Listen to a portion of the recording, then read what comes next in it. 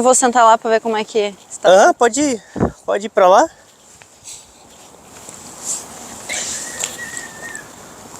Meu look não tá combinando muito com... Com o lugar, tá de camping, né? A moça aqui é muito chique. Salve, salve galera, Ante pelo Mundo na área. E hoje eu tô aqui com mais um projeto novo, trazendo experiências e pessoas e toda a vida dela, desde aquela saída do Brasil até aqui na Nova Zelândia. E hoje eu tô aqui com a Priscila, que é uma pessoa que eu admiro muito. Então, a palavra é toda tua agora. Muito obrigada por isso. Então, como o Andy já falou, meu nome é Priscila. Eu sou de Santa Catarina, nasci em Blumenau, mas antes de vir para Nova Zelândia eu estava morando em Brusque, que é pertinho de Blumenau. E em abril do ano que eu vim para cá, eu perdi duas oportunidades, que foi em 2017, duas oportunidades muito grandes na minha vida por falta de inglês. Uma foi uma pós-graduação em Roma, toda paga, com custo de alimentação, acomodação, absolutamente tudo. E a outra foi uma oferta de emprego em Nova York, na minha área, que na época era propriedade intelectual. E o nosso correspondente na época, ele falou: eu preciso de uma pessoa que fale português, mas eu preciso de uma pessoa que fale inglês também. Então, melhora seu inglês e vem trabalhar com a gente. Aí meu Deus, preciso resolver isso. E eu também já estava cansada daquela vida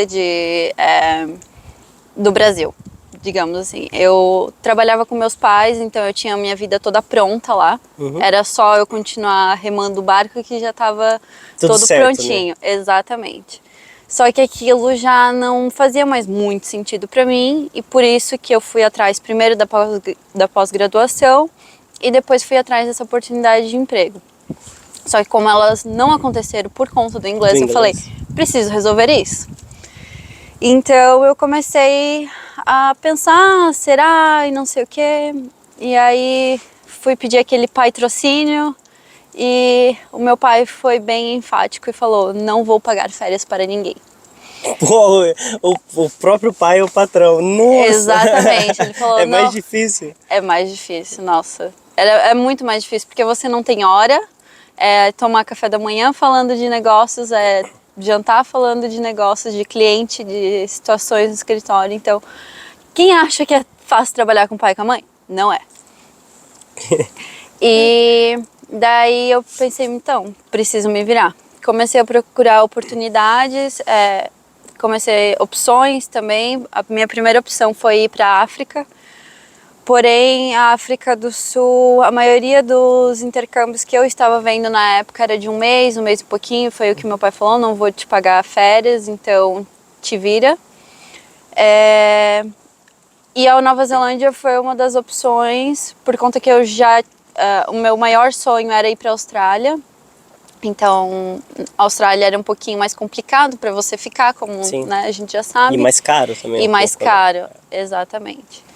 E a Nova Zelândia, assim como a Austrália, dava a opção de você trabalhar enquanto fazia o intercâmbio. Então, como eu não tinha o patrocínio, eu pensei, preciso, né, arrumar o meu jeito. E esse foi o jeito. Então você chegou aqui como estudante? Eu cheguei aqui como estudante. Eu assinei meu contrato de intercâmbio na primeira semana de junho de 2017. 2017. E embarquei dia 17 de agosto. Ou seja, não teve preparação. Foi muito rápido. Foi muito rápido. E como que foi esse sentimento, assim, de tipo, vou comprar e já tô indo sem... Foi tudo muito rápido, foi tudo muita loucura. E nesse meio tempo eu ainda estava trabalhando. Então, muita coisa eu não consegui processar de imediato. Então, eu trabalhei até 2 dias antes de embarcar, até o dia 15 de agosto. Então, até ali no dia 15 de agosto, eu tinha que deixar tudo pronto, porque eu simplesmente... Não assim, voltaria tão logo, né? Voltaria o meu discurso para a família e para os amigos era que eu ia vir para cá fazer um intercâmbio de 6 meses. Mas, com a opção... Só que aí o mas eles não sabiam, né? Com a opção de ficar.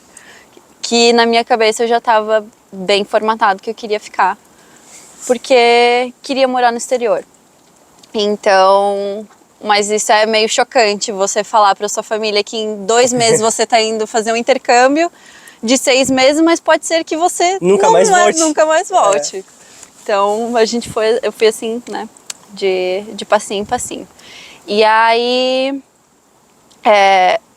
como eu trabalhei até 2 dias antes, eu não consegui processar. Eu lembro que no dia anterior, quando eu estava terminando de arrumar a minha mala, eu botei a minha cabeça no travesseiro e pensei, putz, o que eu tô fazendo? Eu com 24 aninhos, largando tudo, indo morar do outro lado do mundo sem conhecer ninguém. Teoricamente, no Brasil, uma vida boa, já estável, com um caminho, com um futuro com trilhado, tudo pronto. Né? Era só continuar o que já estava vindo há muito tempo. Aquele ato de loucuragem que a gente fala, né? Não pensei, eu fui e vou. Eu fui, exatamente. E é aquela velha história, e se tiver medo, vai com medo mesmo. Nossa, eu prezo muito isso, que eu vivo fazendo as coisas assim também. Sim, acho que é por isso que a gente se dá tão bem, né? Tipo, tá com medo? Vai. Só vai. E aí, parei e pensei, será que eu vou dar conta? O que eu tô fazendo da minha vida? Mas beleza, vamos, já tá tudo pago, já tá tudo resolvido, não tem como voltar. Não tem como dar errado, né? Não tem como voltar atrás, tipo. E assim, né, tipo, qual que foi o sentimento quando tu botou o pé aqui? Falou, agora já não tô mais no Brasil. Como que A primeira sensação foi a seguinte, eu já tinha viajado pro exterior, já tinha conhecido bastante países antes de vir para Nova Zelândia, mas o sentimento de entrar naquele avião, no primeiro, de Floripa para São Paulo, e deixando meus pais aos prantos no aeroporto, foi uma coisa muito pesada para mim, por conta de ser filha única. E eu falei para eles, eu não vou olhar para trás. E eu não olhei, porque se eu olhasse para trás, existia a possibilidade de eu desistir ou não. E isso para todo mundo que tipo deve estar assistindo aí, é um momento muito difícil de largar a família, deixar tudo para trás, falar. É aquele, se você parar e pensar, você não faz. Essa é a verdade. Exatamente. É muito difícil, doloroso, bate angústia, às vezes ansiedade, mas é um passo que vai com medo mesmo. Que vai com medo, vai com medo, e o que for para ser, vai ser, e não adianta. Se você chegou até nesse momento de subir no avião, de entrar no avião, é que tinha um propósito. Então, siga esse propósito. E o sentimento de descer aqui em Auckland, primeiro eu tive um perrengue já no chegar, né? E como é que foi? Foi bem engraçado e bem desesperador. Porque o que aconteceu? A moça em São Paulo, da TAM, ela falou que eu retiraria a minha bagagem só em Queenstown. E eu não tinha noção. Porque eu já tinha viajado outras vezes e realmente, quando você tem conexão e tudo mais, você vai tirar só no destino final. Né? Ótimo. E eu feliz da vida lá em Auckland, nossa, não preciso carregar mala e não sei o que, 2 malas gigantes. E toda felizona, eu lembro que tinha acho que um brasileiro também, que eu tava falando com ele, eu falei, nossa, não, a moça da Latam falou que eu pego só em Queenstown, então tá lindo, tá tudo certo, e, né, sem noção nenhuma. E aí cheguei pra fazer o check-in no aeroporto doméstico, e com com o pouco inglês que eu tinha, aí o cara falou assim, cadê as suas malas? Aí eu falei, dei um jeito de falar que me falaram que era pra pegar em Queenstown. Aí ele, não, você tem que pegar a sua mala no aeroporto internacional, passar pela inspeção do MPI, que é a biossegurança aqui da Nova Zelândia, e aí você despacha novamente. Os aeroportos, eles não são conectados, eles são um do lado do outro, mas eles não são conectados. Você tem que pegar um ônibus para ir de um aeroporto no outro, né? E ainda fiquei felizona, nossa, eu vou de busão, não preciso nem botar a mala no busão, tirar aquele perrengue todo. E aí, o meu voo acho que era 7 e pouca da manhã, alguma coisa assim, isso era, sei lá, umas 5 e pouca da manhã.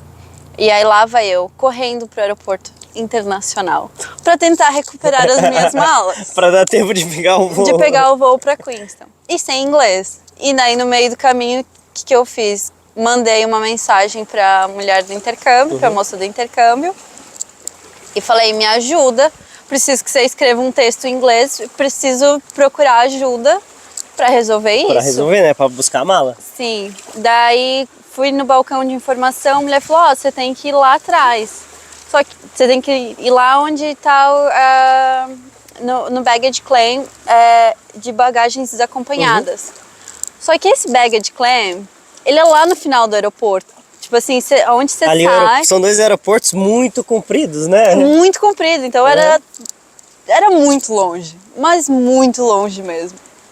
E aí lá fui eu, e aí foi, encontrar a dita da minha mala, só que como eles precisavam fazer a inspeção, não ia dar tempo pra eu... Pegar o voo. Pra pegar o voo. Daí eles falaram assim, ó, não, vai, pega o seu voo, que a gente vai entregar a mala no seu endereço. Só que, gente, vindo do Brasil, onde que você vai acreditar que isso vai acontecer? Perdeu a mala, já era. Você perdeu a mala, é isso aí, vamos lá, começamos bem, perrengue chique. Mas entregaram o teu endereço depois? Como é que foi? E eu cheguei aqui no sábado, entregaram no domingo, final da tarde. Então Graças a Deus. Pelo menos Fiquei um dia só de delay ali. um dia e pouco. Dica, sempre tenham roupas extras na mala de mão. Isso, traz uma mochilinha com pelo menos uma troca de roupa, uma blusa, que frio. Ou duas. Duas, né? Porque ontem aqui, antes de ontem, tava 25 graus. Ontem nevou 5 centímetros na montanha. E agora está 14 graus. Tá 14 tá graus. fresquinho. E amanhã a previsão é 20 graus de novo, e sol e na água. E a nossa imunidade que lute. Nossa, eu já tô com a garganta toda zoada desses dias aí. E agora, depois que tu já tá na Nova Zelândia, tu chegou como estudante, como que foi a tua vida de trabalho? Como que foi os trabalhos que você pegou, principalmente sem inglês? Sim, eu fiz de absolutamente tudo aqui. Eu não me limitei a nada, não falei, isso eu não faço. Eu trabalhei de car groomer, que é lavador de carro, de graça, inclusive, porque eu trabalhei uma semana e o cara não me pagou. Acontece, viu? Já trabalhei para vários lugares e não me pagaram. Trabalhei de cleaner em Airbnb, trabalhei de housekeeper, que é camareira, trabalhei de garçonete, que foi quando eu peguei o meu visto. A gente teve uma pausa técnica, eu sem querer, meu celular parou de filmar e a gente conversou aqui uns 40 minutos e agora vamos voltar a recapitular, vamos trazer aí. E também tá frio agora, Tá frio. Coisa de 1 hora, o sol foi embora, aqui esfria e esfria de verdade. Sim. Agora tá. Então a gente... Tá congelante. A mãozinha já tá ficando dura, então a gente vamos pular no lago daqui a pouco. Essa é a missão. Só se quiser que eu carregar meu corpo depois, porque... Os patinhos dá conta ali, tá cheio de pato aqui do lado. Eles comem tudo. Então tá, a gente tava na parte que tu pegou o visto de garçonete, é isso? Isso, peguei o visto de garçonete, e que na época, o pessoal, por exemplo, da minha sala da aula de inglês, a maioria... Deixa eu arrumar o microfone aqui, porque ele pega o som pra cima só. tá. Saquei. Eu comecei a trabalhar de garçonete, que foi onde eu peguei meu visto, o meu primeiro visto de trabalho. E eu lembro que na época, quem trabalhava de garçom, assim, a maioria do pessoal da minha sala, eles trabalhavam de cleaner, de housekeeper, essas coisas assim, por conta do inglês, né? Porque você não precisa de muito inglês para fazer isso. E quem trabalhava de garçonete já era um step up, assim. Que além de você ter que falar inglês, você tem que escutar. Isso daí é muito difícil, porque daí vai ter muita gente com um acento diferente, tudo é difícil mesmo isso aí. Era difícil. E aí foi muito engraçado que quando eu fui fazer a entrevista para essa, que na realidade não foi para essa vaga, eu apliquei para Kitchen Hand, e o meu chefe, meu antigo gerente, ele é irlandês. Então... O acento do irlandês aqui é difícil de entender. o kiwi já é difícil, o irlandês consegue ser um pouquinho... E daí o irlandês vem pra cá e aprende o acento kiwi e fica uma delícia, né? Ferra com tudo. E eu não sei como que eu consegui essa vaga até hoje, assim. Ele acreditou em mim quando eu mesma não acreditava no meu nível de inglês, porque eu tinha aplicado uma vaga de kitchen hand, que não precisa muito de inglês. E aí ele falou que aquela vaga ele já tinha oferecido para outra pessoa. E aí 2 semanas depois ele me mandou um outro e-mail. Eu tenho essa vaga de food and beverage. Você aceita? Aí sim, eu aceito. Eu aceitei a vaga. E aí o que eu fui fazer? Procurar no Google o que era food and beverage. Porque eu não sabia. Sou profissional em food and beverage, mas depois do Google. Depois do Google. Faixa preta no Google. Exatamente. E aí eu imaginava que era alguma coisa assim, só que na minha cabeça a primeira coisa que veio foi algo com a preparação da comida. Porque tava ali food. Beleza, você vai já por associação. Depois aí de 1 mês e pouco, né, morando aqui, food, você já sabe o que é. E beverage eu não sabia. E aí eu peguei, fui pesquisar, Google Imagens, fui traduzir, tá, não, beleza, é isso, vamos lá. E trabalhei lá por 1 ano, deu 1 ano mais ou menos. E aí eu caí na montanha e fiquei no ACC. E foi muito engraçado que quando eu caí na montanha, eu tava sozinha na montanha, eu tinha ido fazer snowboard sozinha naquele dia. E depois do trabalho, porque eu trabalhava das 5 da manhã, tem isso ainda, né? Trabalhava das 5 da manhã até, às vezes, 12:30, 1:30 da tarde. E aí eu aproveitava, porque eu trabalhava ali em Arthurs Point, no hotel ali em Arthurs Point, Sim. do boliche, que é do lado do Coronet. Então o que eu fazia, eu levava a minha roupa, a minha prancha, o meu carro era 4x4 na época, e aí saía do trampo e ia Pro night ski. pro night ski, até Pro dia mesmo. pra tarde pelo menos. E aí como era um sábado, ia ter o night ski. Então ia ser Um dia mais longo. um dia mais longo de esqui. Porque em quarta e sábado, antigamente em sexta-feira também, a montanha fica aberta durante a noite, que a gente faz esqui noturno, né? Então, esses dias, eu mesmo vou trabalhar, na minha van de trabalho, eu jogo a minha prancha, jogo todas as minhas roupas, saí do trabalho, eu vou direto ali na base, subo de carona e sempre faço snowboard todo dia, né? Toda noite. Toda noite, né? A facilidade ali é muito grande de fazer tudo, né? Exatamente. Aí por isso que era isso que eu tava fazendo. Eu tinha voltado de férias, tinha decidido que ia começar a fazer snowboard, comprei minha pranchinha, nossa, comprei barato, era o preço de alugar, era o preço de comprar. De comprar uma prancha. Aí comprei as coisas, tudo, e aí saía do trabalho e ia fazer snowboard. E aí eu caí, só que o engraçado é que assim, ó, eu comprei o Spring Pass, e até então eu subia a pé a montanha. Todo o meio da season subia de a pé. Na realidade foi depois que eu voltei das férias. Foi metade de agosto, mais ou menos. E aí, como eu comprei o Spring Pass, que era mais barato, eu só podia começar a subir no lift a partir do dia 1º de setembro, que era quando começava a Spring Season. A season, né? E aí, até então, eu fazia o quê? Eu pegava minha pranchinha, subia a pé, descia. Aí subia a pé de novo, porque não tinha ainda o lift. E assim, às vezes você olha e fala uma subidinha, mas na neve é muito difícil, cansa demais. E depois de descer com o snow, né? Que já cansa muito. Uma prancha pesada, bota grande, é tudo muito pesado, né? E aí, e a própria tensão de você descer também, né? Porque é muito exercício na perna pra fazer snowboard. E aí, primeiro dia da season, aí toda empolgada, fiz snowboard e tal, e aí já tava dando quase 4 horas da tarde, que é quando fecha o lift ali por uma meia hora, se eu não me engano, entre o período da tarde para começar o night ski. E aí eu pensei, vai, último lift, e aí eu vou para casa. E aí a última descida, daí eu vou para casa. Beleza, subi, desci, sei lá, 1/4 da montanha, caí.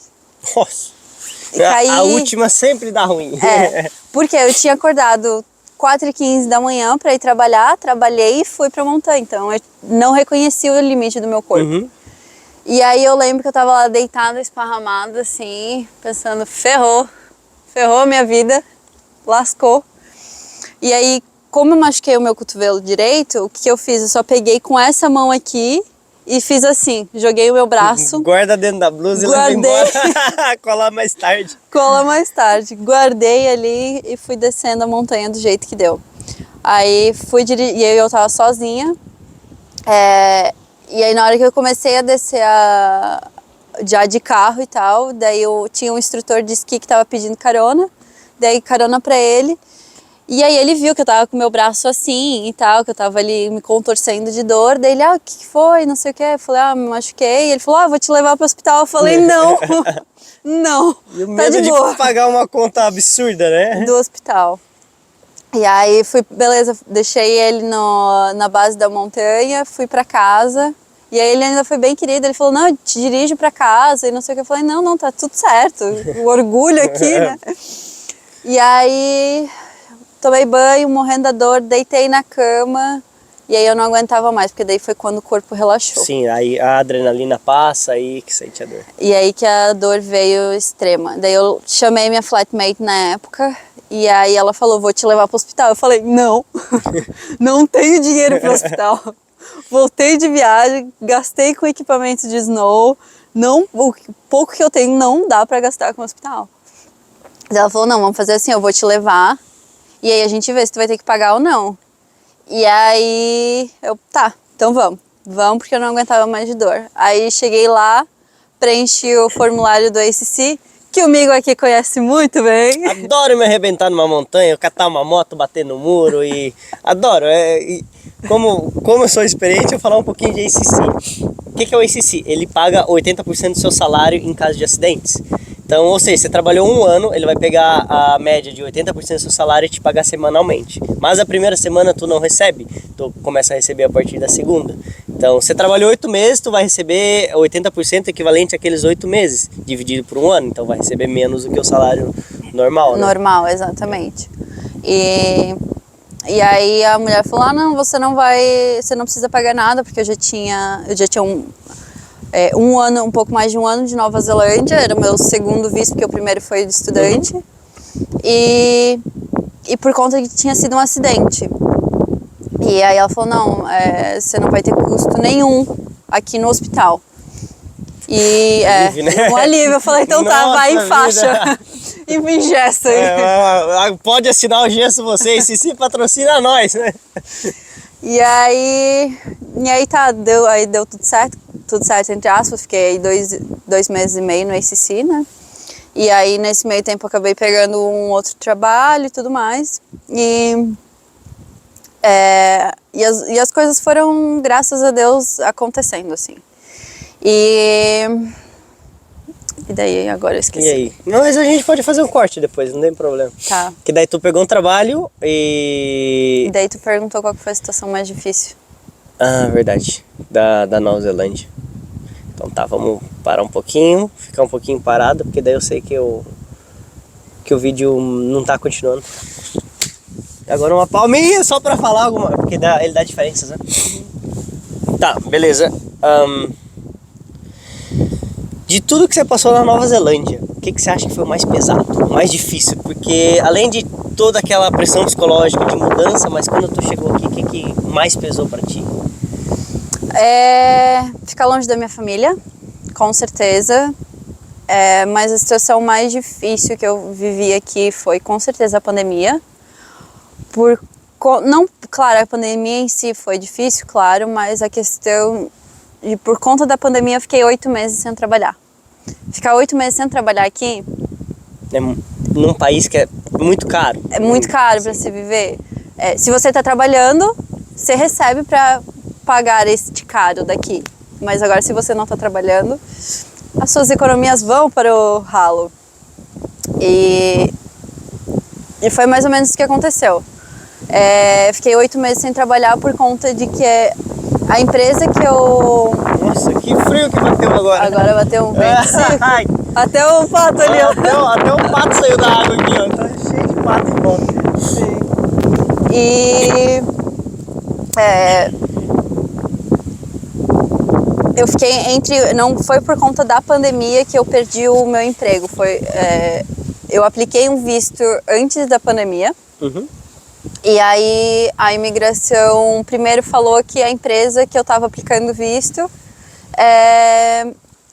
não precisava de uma bookkeeper, sendo que a empresa, antes eu já tinha um visto como bookkeeper, que não tem tradução no português, sei lá, mantedora de livros. Seguradora de livros. É uma coisa que não tem tradução, mas é praticamente a parte financeira,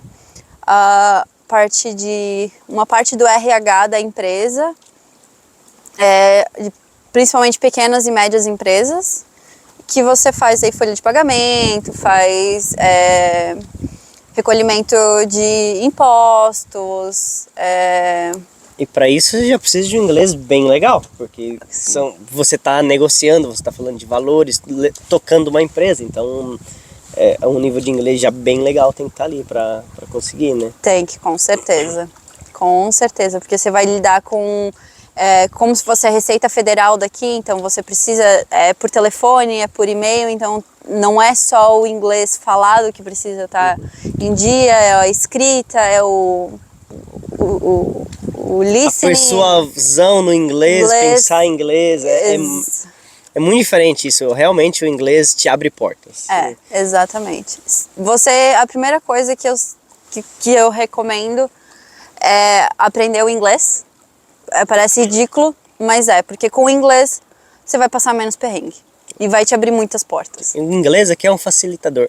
Além de você se desenvolver, você conhecer pessoas, você tem muito mais oportunidade no inglês. E não é só porque eu tô falando de sponsor, até fora do sponsor, até de oportunidades. Porque para mim aqui na Nova Zelândia, o que mais manda não é nem a extrema habilidade, para mim é o networking. Com certeza. Se você conhece pessoas, você consegue muito mais progredir aqui, conseguir coisas diferentes, mas você vai conhecer pessoas através do inglês. Então essa é a maior barreira que eu vejo. Então, e não é só na questão profissional, é questão pessoal. Por exemplo, para você conseguir uma casa aqui, você precisa ter um network bom, porque você precisa de referência dos seus antigos landlords. E assim vai indo, sabe? O inglês aqui é a chave de tudo. É o divisor de águas. Muita gente me pergunta, eu preciso de inglês? Não, você não precisa. Já conheci pessoas que estão aqui 5 anos, que vieram e estão sem inglês até hoje, estão vivendo na comunidade brasileira. Mas a escolha é tua. Tu, se quiser viver limitado, infelizmente eu desejo ser feliz, né? Porque não tenho o que fazer. Exatamente isso. Exatamente isso. Então, e aí eu consegui essa oferta de trabalho, né? Essa oferta de trabalho, que daí me garantiria um visto de 3 anos, que aí me possibilitaria aplicar para uma residência. E aí a imigração voltou e falou que não precisava. E aí nesse meio tempo veio a pandemia, veio o lockdown, e aí eu já estava, sei lá, 2 meses sem trabalhar, isso já era em maio. E aí o case officer pediu para a empresa anunciar a vaga novamente. E aí foi onde o meu chão abriu, assim. Porque eu sabia, por conta da pandemia, que tinha muito kiwi e muitas pessoas residentes, porque se você é residente, eles consideram que você é um kiwi também, que pode estar ali naquela vaga, naquela posição, naquela função, né? Então eles consideram um residente também como um kiwi. Então na hora de aplicar para uma vaga mais qualificada, tinha muitas pessoas empregadas nessa época, né? Exatamente. Fica muito difícil. E foi o que aconteceu. Uma pessoa que hoje é muito minha amiga, inclusive, ela aplicou para essa vaga e aí eu acabei não conseguindo, tive que retirar a aplicação, porque entre residentes, entre ter o visto negado e entre retirar a aplicação, eu preferi retirar a aplicação. E eu já tinha gasto com um advisor nesse momento, já tinha gasto com visto. Nossa, imagina a situação, sem emprego, a gente não sabia do futuro depois pós-pandemia, tava tudo muito incerto. Um tempo em casa e o visto não pôde ser aplicado, teve que retirar o visto. Imagine a situação difícil, como foi. Eu lembro que a advisor chegou e me mandou e-mail, olha, ou me falou por telefone, falou, olha, eu recomendo você retirar a aplicação, porém, é sua decisão. Então, essa foi uma das, acho que uma segunda decisão maior da minha vida. A primeira foi vir pra cá. E a segunda eu acho que foi essa, porque foi ver o meu sonho se desmanchar ali e eu ter que decidir. Volto pra casa ou tento mais? Desistir do meu sonho. Só que não é uma desistência, porque é algo que está simplesmente fora do controle de qualquer pessoa. Sim, você tentando se adaptar, né? Ou você tenta nadar mais um pouco e derivar no mar que você não sabe o que vai acontecer. Exatamente. Ou você fala, vou voltar para casa, né? Exatamente. É muito difícil. Eu conheci muitas pessoas que nesse momento, infelizmente, tiveram que voltar para casa, não conseguiram ficar e tudo. E aí eu retirei a aplicação e aí eu falei, e agora? Comecei a aplicar para tudo quanto é vaga, fiz um monte de entrevista, escutava muito. Você é a pessoa que a gente quer, você é o perfil que a gente quer. Porém, a gente não está aplicando visto. Então, eu escutei isso, não foi uma, não foi duas, foram várias vezes. E não foram vagas só aqui para Queenstown. Eu fiz entrevista online lá para a ponta da Ilha Norte, assim, ó. Nova Zelândia inteira, né? Mas era uma Zelândia, crise no país todo, no mundo todo. No mundo inteiro, exatamente. E aí eu pensei, bom, vou voltar pro Brasil então, né? Lutei o que tinha que lutar aqui, não tem mais o que fazer, vou voltar pro Brasil. Aceitei naquele momento que era isso que eu tinha que fazer. E aceitei de coração. E aí o meu planejamento era, comprei a passagem, buquei um... Que aleatório. Cachorro, pato. No momento que aí comprei a minha passagem para ir pro Brasil. E daí, junto com isso, eu tive a ideia de ir até Auckland de motorhome, fazer uma trip, alguma coisa assim, porque eu não conhecia muito a Ilha Norte. A Ilha Sul já conhecia e tudo mais, já tinha feito alguns rolês, mas a Ilha Norte ainda não conhecia, então ali seria a oportunidade para conhecer. Aproveitar e falar, já que tô voltando para casa, vou fechar o país, vou viver. Exatamente. Vou viver o que tem para viver aqui e fechar essa porta, não, encerrar esse ciclo, né?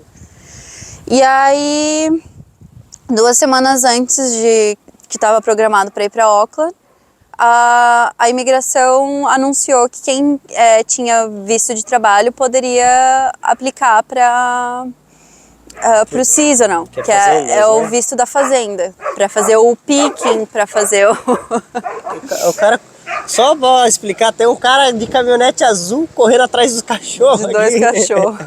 E os cachorros correndo atrás dos patos. É muito aleatório Nova Zelândia. Esse é os perrengues da Nova Zelândia. E aí eu pensei, bom, se é isso que eu tenho que fazer para ficar na Nova Zelândia, ir pra fazenda e colher fruta, beleza, é isso que eu vou fazer. É aquela velha história, whatever it takes. Trampo é trampo e quem não tem medo se joga, que tu tá fazendo o teu, né? Exatamente, não tô matando, não tô roubando. É isso, vamos lá, trabalho, não tenho medo, né? Ia fazer isso, fui atrás, teve uma feira de empregos aqui em Queenstown. E aí eu fui atrás, fiz um network ali pra conseguir o visto da fazenda e tudo mais. E aí... Gente, isso tá muito aleatório. Nossa, tá muito louco aqui. E aí, beleza. Tava ali já começando os primeiros passos, entrei em contato com uma cooperativa na época que... O problema também do seasonal é que assim, ele é seasonal, então ele é temporário, ele é por temporada. Tem a temporada de cherry, tem a temporada de apricot, tem a temporada de tem a temporada de cada coisa. Então, o que eu fiz na época? Eu fui atrás de uma cooperativa que lidava com todos. Então eu não ia ficar sem emprego, porque eles iam me alocando conforme a temporada de cada fruta. E aí, na sexta-feira, antes de viajar para Auckland, na realidade para Wellington, né? Que eu cortei, ao invés de ir para Auckland, eu cortei para ir até Wellington, porque a passagem de Wellington para Queenstown tava ridícula. Tava tipo, ó, o dog passando aí. Eita. Oi, tudo bem, amigo? Pior que eu conheço esse cara aí. Olha, os cachorros. Ah, vamos pegar os patos, não vão aguentar. E aí, peguei uma passagem de Wellington pra Queenstown, porque tava ridículo de barato, tava 70. Tá querendo aparecer no vídeo, tá querendo entrevistar também. E aí tava 70 pila, tava muito barato. É mais barato que pegar um busão e ir pra cidade vizinha. 70 Sim. pila não... é muito barato uma muito passagem de barato. avião. Isso naquela época, né? Agora já não acontece mais isso. Agora é 300 pra cima, hein? A inflação bateu muito esses últimos anos. Sim. E aí, na sexta-feira, me ofereceram uma vaga de cleaner. Aí assinei o contrato na sexta-feira mesmo para trabalhar numa empresa de cleaner comercial que fazia aeroporto, que fazia escola, essa parte bem comercial assim do cleaner, que eu assim não é fácil não, mas ainda achei mais tranquilo que trabalhar de camareira, por exemplo, por conta de que eu sou um pouco mais alta. Pra mim, trabalhar de camareira pra fazer a cama é terrível. Eu trabalhei de camareiro também, já trabalhei de cleaner, eu sei como que é difícil, não é fácil os trabalhos. E aí era menos ruim, digamos assim, era menos puxado, mas enfim. Só que aí teve uma situação que acontece, na época tinha o período de stand-by, que é o que? Se você teve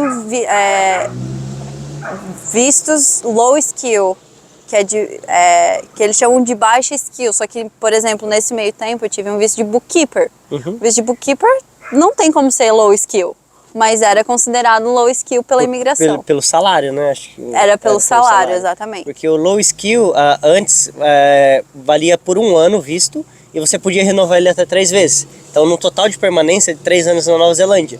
Depois disso, ou você pegaria um visto que ganhasse mais, que era isso, 25,50, o mid-skill, isso. O mid-skill, ou você ia embora e você tinha que ficar 1 ano fora da Nova Zelândia para depois poder voltar. Exatamente. E aí o sino já estava batendo, o tempo tá acabando, o tempo tá acabando, exatamente. E aí eu falei isso tudo pra gerente, falei, olha, pode ser que o meu visto venha para 1 ano, que em teoria um visto de low skill é para 1 ano. Mas pode ser que ele venha até janeiro, e isso era outubro de 2020. Poderia ser que viria só até janeiro de 2021, começo de janeiro, 5 de janeiro. Então 3, 4 meses no máximo ali de visto que ia poder pegar. Exatamente. E aí o que aconteceu é que a imigração me ligou, eu apliquei o visto, beleza, eles aceitaram, né? Aí a imigração, o case officer me ligou e falou, olha, se a gente aprovar a sua...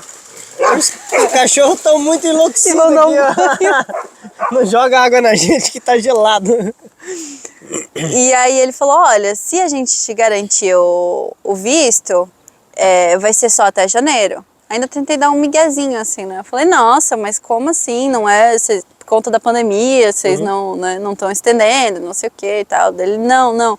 Essa regra ainda se aplica do período de stand-by. E aí eu, tá bom, né? Tentei. Aquela decisão difícil, né? E aí eu, não, tudo bem, continua o processo e vamos ver o que vai dar. Aí realmente meu visto veio só até 5 de janeiro. E ele veio metade de novembro, assim, ó. Nossa, então tu perdeu quase que 1 mês e pouco ali para um visto de 3 meses. Exato. Voltei, o cachorro sabotou minha câmera ali, então agora a gente vamos focar aqui agora de novo. Vamos lá. Então daí o meu visto veio só até janeiro. E aí eu pensei, bom, agora vamos trabalhar, né? Vamos fazer o máximo de dinheiro que der, porque em teoria eu teria que voltar pro Brasil. 1 mês e meio, aquela incerteza de não saber o que vou fazer. Exatamente, vou trabalhar até onde dá. Beleza, trabalhei muito, trabalhava até 1h da manhã, 1h30, nossa, bastante assim. E aceitava tudo, me ligavam, precisa cobrir alguém, tô indo. Era money, exatamente. A gente chora, mas chora limpando as lágrimas em dólar, né, nessa situação, né? É bem isso mesmo. E aí eu lembro que dia 20 ou 22 de dezembro, eu acho que foi dia 20 de dezembro, se eu não me engano, que foi um domingo. uma amiga minha chegou desesperada já pra mim. Pri, o que tu vai fazer? O teu visto tá vencendo agora dia 5 de janeiro, tu tem que decidir alguma coisa. Ela angustiada por mim. Tu tem que decidir o que tu vai fazer, tu vai aplicar outro visto, tu vai... O que tu vai fazer? Não sei o quê. Eu olhei pra ela bem calma, nessa calma que eu tô falando agora. Eu tenho certeza, dentro do meu coração, que eles vão estender os vistos. Isso foi à tarde. 7 horas da noite, daquele mesmo dia, estenderam, a imigração anunciou que a extensão dos vistos. Quando é passei, não adianta, né? A gente sente, né? Exatamente, a gente sente, eu sabia que não era a minha hora ainda de sair daqui. Eu tinha certeza que não era a minha hora. E aí estendeu o visto por mais 6 meses. E depois disso consegui daí uma vaga que me ofereceu o salário mínimo para aplicar o visto de 3 anos, que daí conseguiria aplicar residência e tudo mais. E aí em 2021, em setembro, saiu o anúncio da imigração. Tivemos o privilégio de entrar nessa onda. Grande privilégio de entrar nessa onda aí. E consegui a residência, graças a Deus, depois de muita luta. Muita luta, sofremos muito. E é engraçado, porque quando saiu a residência dela, eu tava trabalhando no meio da cidade, tava carregando um monte de saco de massa, de piso ali, tava todo sujo.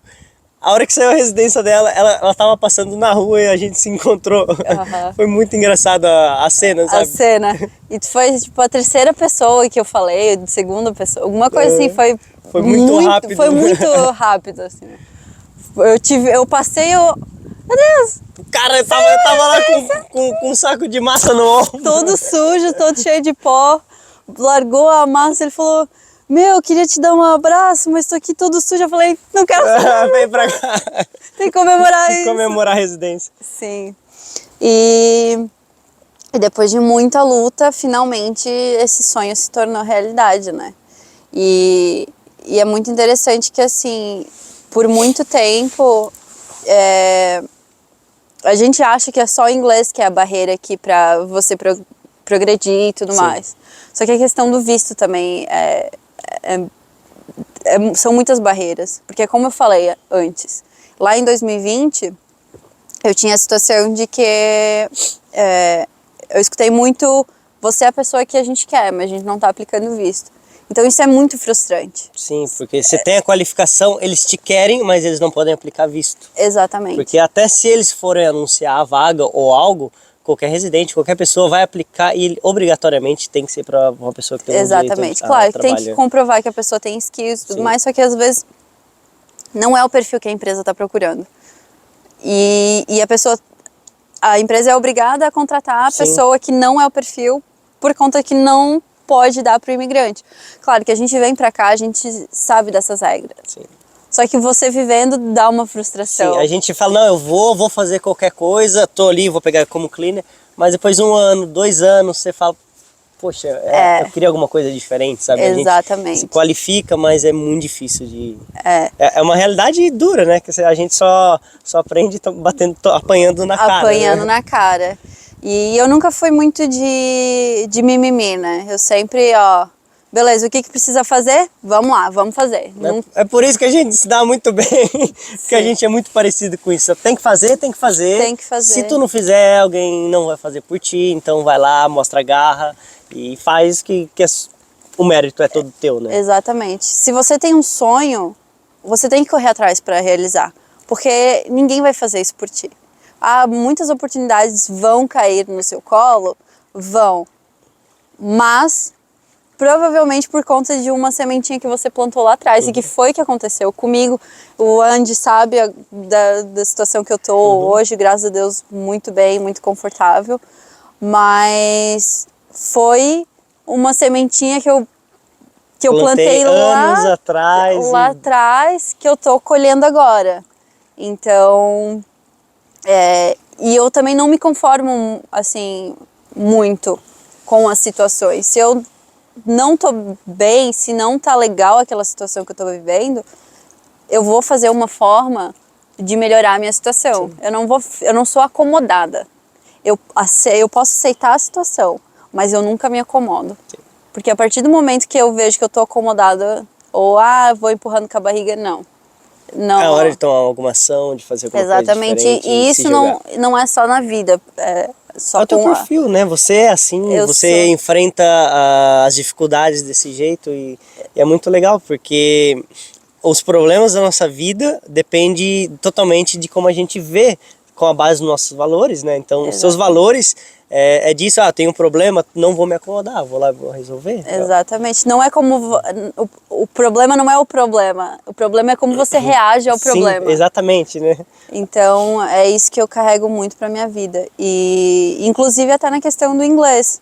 O inglês, eu tenho um nível bom de inglês, claro, para estar na posição que eu tô hoje, por exemplo, no escritório que eu trabalho hoje, eu sou a única imigrante lá. Eu sou a única pessoa que não tem o inglês como primeira língua. E eu tô lá do lado deles. Imersa, literalmente imersa na cultura inglesa, vivendo a vida junto com os nativos daqui, né? Exatamente, com os nativos. E ainda assim eu não me conformo que o meu inglês é bom. Eu tô sempre lutando para aprender mais e mais, porque eu ainda não me conformo, não acredito que ainda tenho um nível excelente de inglês. Ó, na moral, essa é a moça que mais fala inglês aqui que eu conheci na Nova Zelândia e tá falando isso. Imagina eu não vou nem falar inglês mais. Ai, amigo, fiquei até com vergonha agora. Não, mas tu manda bem demais o inglês e ainda mais toda essa trajetória, porque tu chegou aí sem inglês, na dificuldade e tudo, e tá certo, agora já são 5 anos e meio, Sim. Mas a progressão foi muito boa e ela ainda continua progredindo depois de todo esse tempo. Que outras pessoas estão aí vários anos e não falam, porque se acomodam com a cultura brasileira aqui, com o espanhol, a gente acaba acomodando. Inclusive hoje, por conta do meu primeiro emprego de escritório, eu já falava um pouco de espanhol, mas por conta do meu primeiro emprego no escritório que eu tive aqui, eu acabei pegando fluência no espanhol também. E ao ponto de pessoas chegarem e falarem assim, nossa, você fala como nativa, uma né? argentina.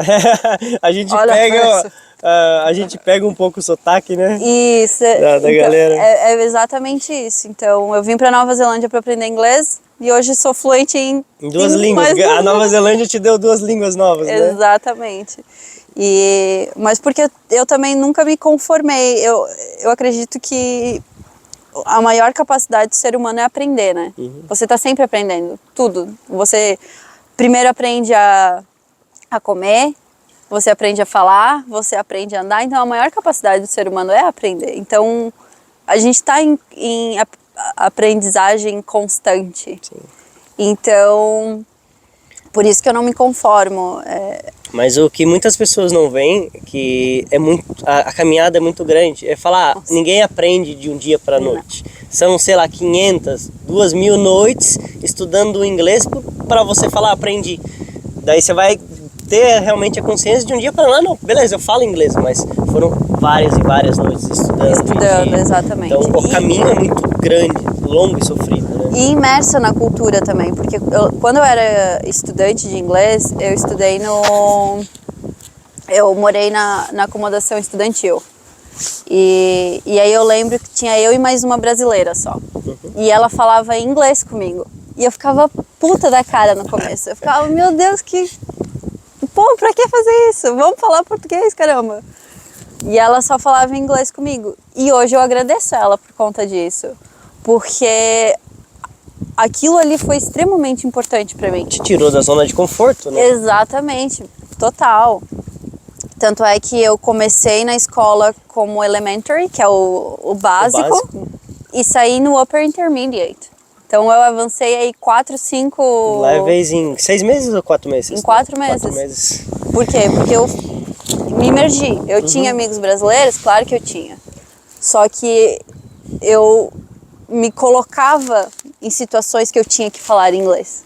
Então é por isso que... Esse é o grande diferencial. Exatamente. Ou você se acomoda, você vai lá e corre e faz o teu e faz a diferença, né? Exatamente. E é muito interessante que eu já ouvi pessoas falando assim pra mim, porque eu quero ir pra Nova Zelândia e tá assim na situação que você tá hoje, trabalhando em escritório e não sei o quê.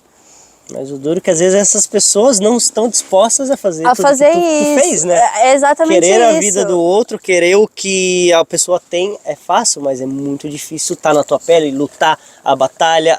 Aqui é muito difícil, tem dias que você passa por altos e baixos e a gente tá sozinho às vezes do outro lado aqui, é muito difícil, né? Exatamente isso.